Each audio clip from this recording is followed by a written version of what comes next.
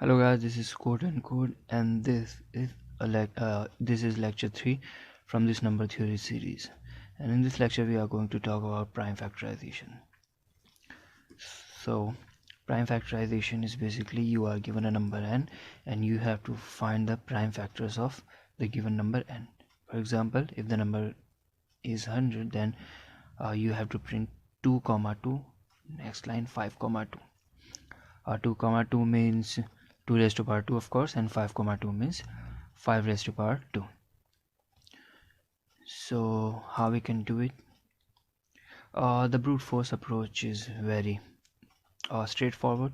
So we run a loop from 2 to n, and if I divides n, then we initialize the count to 0, and while I divides it, till then we each time increment the counter and divide n by I. And finally, when this while loop over, this while loop executes completely, we would print I raised to power count. So if I take you through this example, it would be you would start from 2, but 2 doesn't divide this number as there is no prime 2 in its factorization. So then you would move on to 3, 4, 5, 6, and then 7.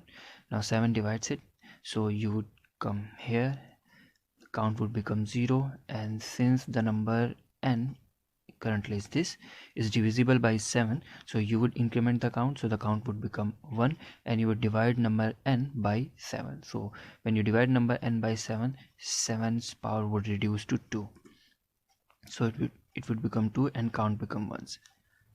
Count becomes 1, and again since n is still divisible by 7, so we would again divide n by 7 and increment the count, so it would become 7 raised to power 1 and count becomes 2. Now again it is divisible by 7, so we would divide it by 7 and count becomes 3, and now the number, as you can see, is not divisible by 7. So now the while loop gets executed completely. You would come out and then you would print 7 raised to power count, that is 3, and next line.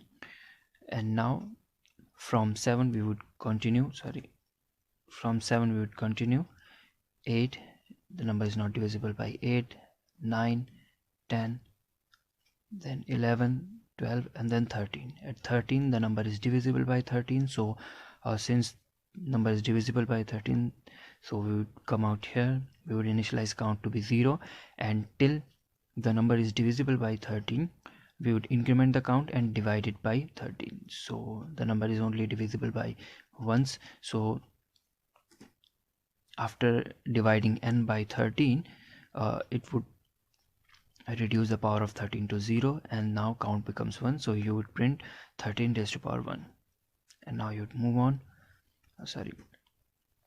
from 13 you would keep incrementing till 23, since only at 23 you would find the number which divides it.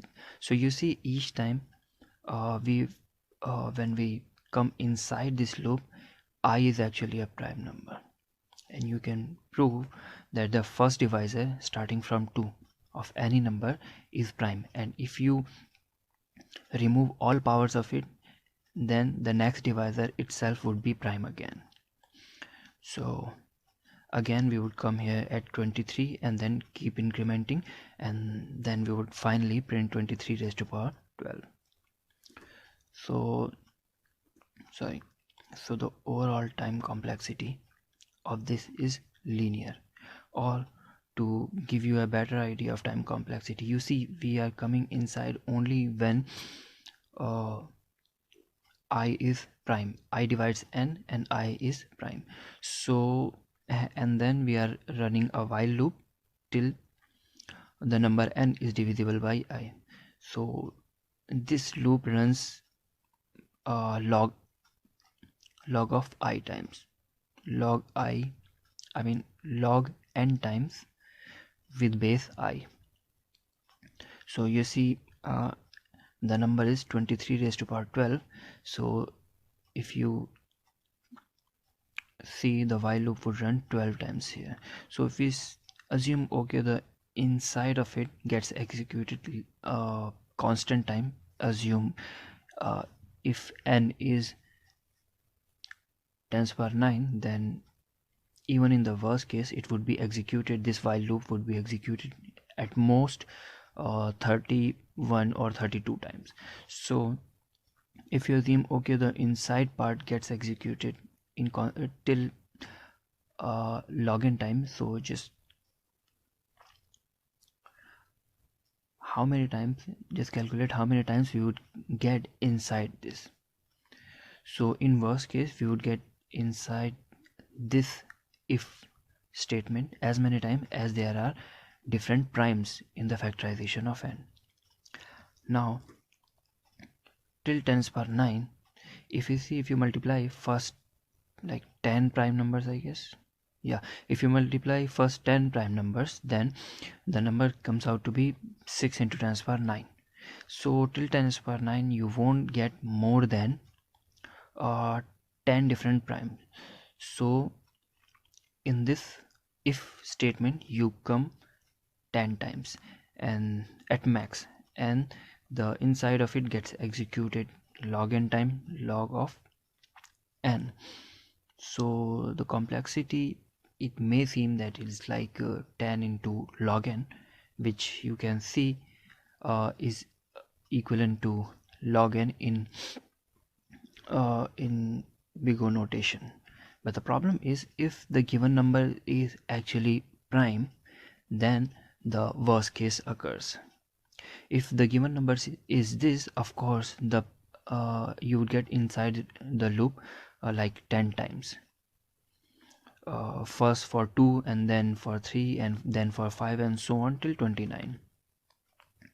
So you would get inside at max 10 times, and the inside gets executed in till log n time. So overall complexity seems to be like log n, but the worst part of it is that what if the input itself is a prime number, say 103 or 107, then the problem is that the while loop, the for loop would run all the way till n, because from 2 to less than n you would find no number which would divide it. Of course, that's the definition of a prime number. So no number except n or 1 divides it. So if you start a loop from 2, you have to go till n, then you would find I such that I divides n. So if the input is 10 to the power 9 plus 7, this number is very famous, you might have seen it in many competitive programming questions. The number 10 to the power 9 plus 7 itself is a prime number. So if the input is 10 to the power 9 plus 7, so you see you have to go all the way till 10 to the power 9 plus 7. So that is the that is where the worst part occurs. If the input number is prime, then you have to go all the way through 2 to that number, and that is where the complexity of this is actually linear. That is why in worst case the time complexity would be big O of n. So how we can improve upon this time complexity? So to optimize it, just look at this claim. The claim says if n is a composite number, then there is at least one prime divisor of n below square root of n. For example, if you see, the smallest composite number is actually 4. So you see square root of 4 is 2, so below 2 you would find a prime divisor, that is 2.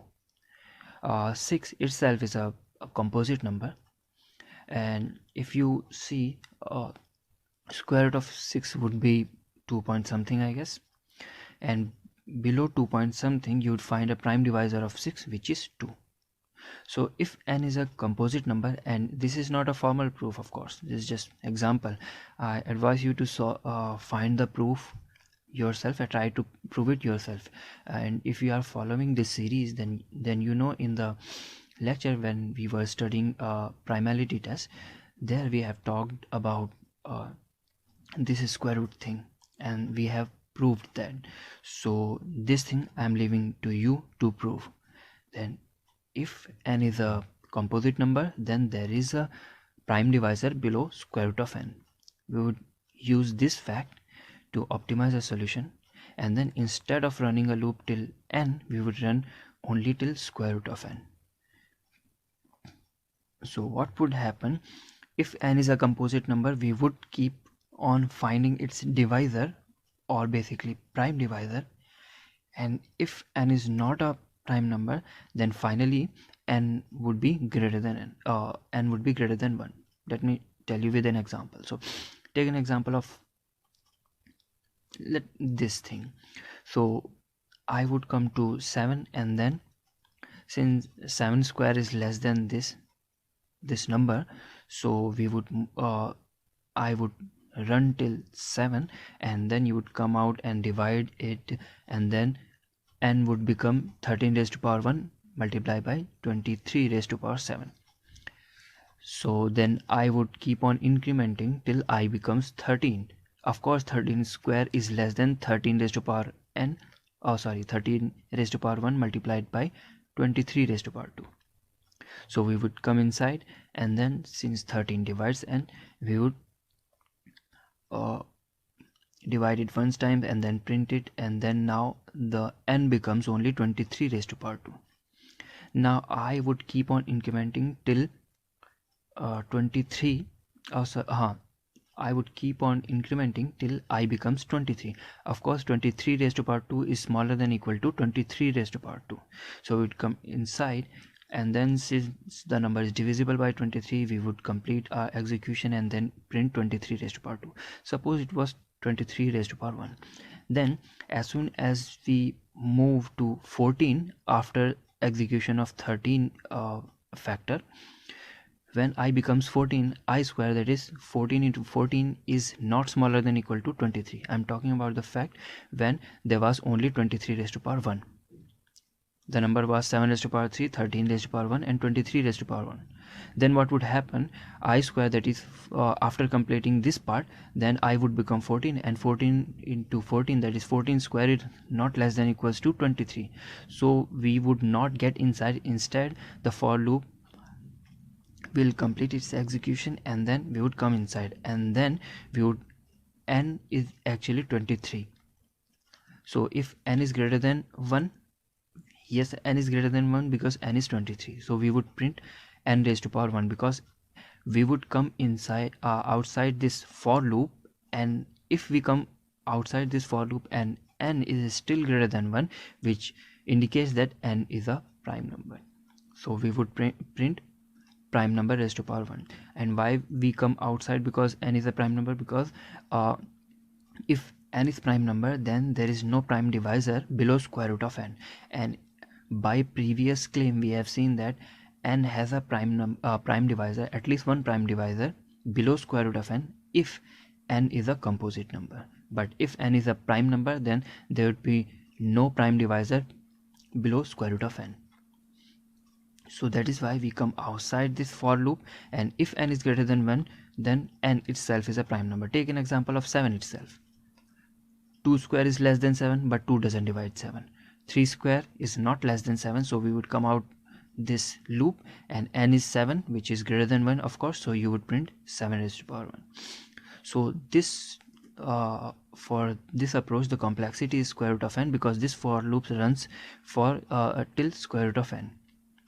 So this way we can calculate the prime factorization of a number in square root of n time. And there is also a way to calculate prime factorization of a number in log n time using sieve again. So we would see that in next lecture. Till then, keep coding and keep playing with this thing. Thank you.